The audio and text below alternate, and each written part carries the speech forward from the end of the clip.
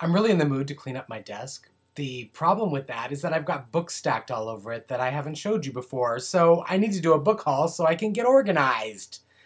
I hadn't intended on buying as many books as I have, but I found some deals and some things that I'd been really looking for, and I got some coupons, and a friend of mine gave me a book and a poster, and I thought I would show you. How to Speak Zombie. It actually is I think a kid's book, or for indoctrinating the youth of America into the vile love of reanimated corpses. And basically, it's just a little thing like this, but it also has... Here's the poster that went with it. Aw, it's the anatomy of a zombie. It's very cute. I'm going to put it on the wall. And yeah. And now, it doesn't have to clutter my desk anymore. That was a given. Too easy. Way too easy. How to Speak Zombie. I actually started listening to The Strain on audiobook a week and a half ago and got really into it. And normally I don't read the second book in a series. I don't like series particularly. But I had to go ahead and get the second book, which is The Fall. This is by Guillermo del Toro and Chuck Hogan. And it's about sort of a plague of, I guess, zombie-like vampires that actually they're almost demonic in the way they kind of behave. And they have sort of a proboscis that comes out of their mouth. And it's kind of disturbing. It's fun. It's a horror read. Currently reading The Family Fang by Kevin Wilson, and I'm enjoying that quite a bit. So both adult books, no YA. Actually, the next book I plan on reading is a YA book, but I'm going to put together like 12 YA books for my shelf that I want to make sure that I read this year. So I'll probably do a video about that. If you want to hear about it, I will do that. Also, if you would like me to comb my hair, I could be encouraged to do that at some point. Let's look at the books that I actually picked up this week.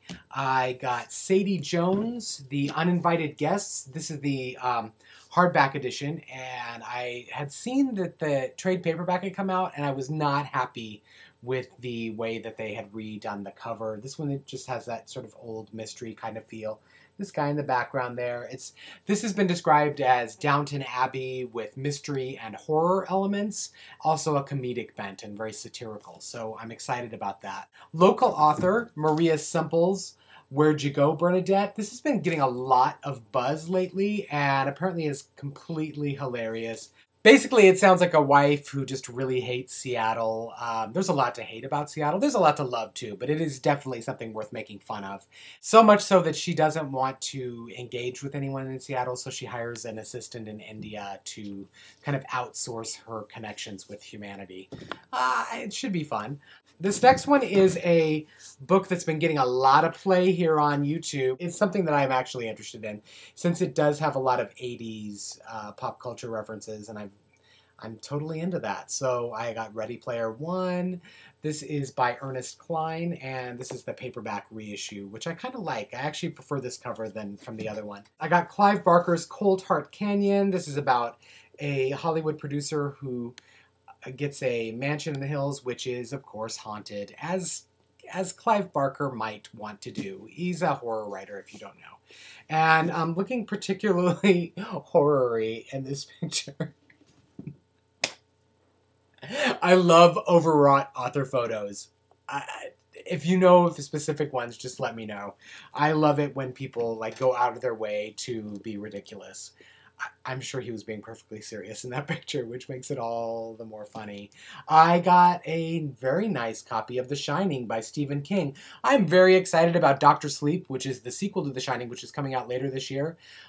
It follows Danny, who's the child character from The Shining, as he gets older and still is dealing with The Shining, which is an ability to sort of detect what's happening in the future through these voices.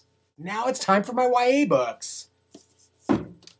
I picked up Paper Valentine by Brenna Yavanoff. I actually picked up a ton of books at Barnes & Noble the other day, lots of YA books, and narrowed it down to this one from 5. What I usually do is I grab all the books and I read the first page, and if it sings to me, if the voice kind of resonates, then I'll pick that book.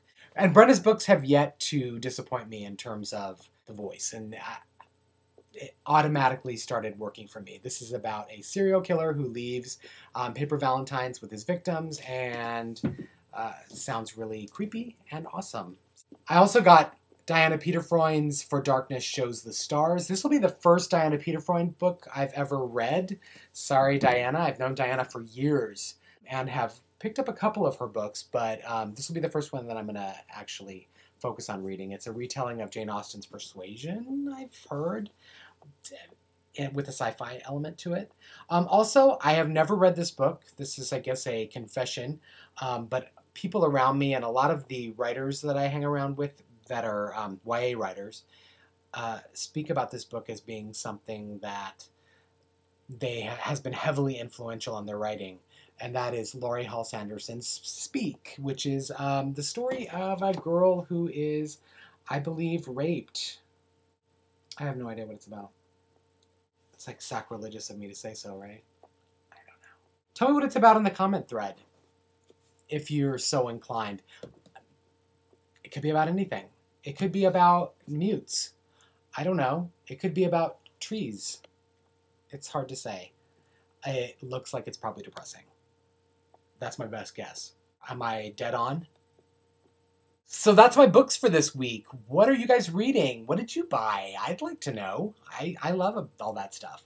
Meanwhile, I can get these off my desk and put them on the shelf. I have no shelf space.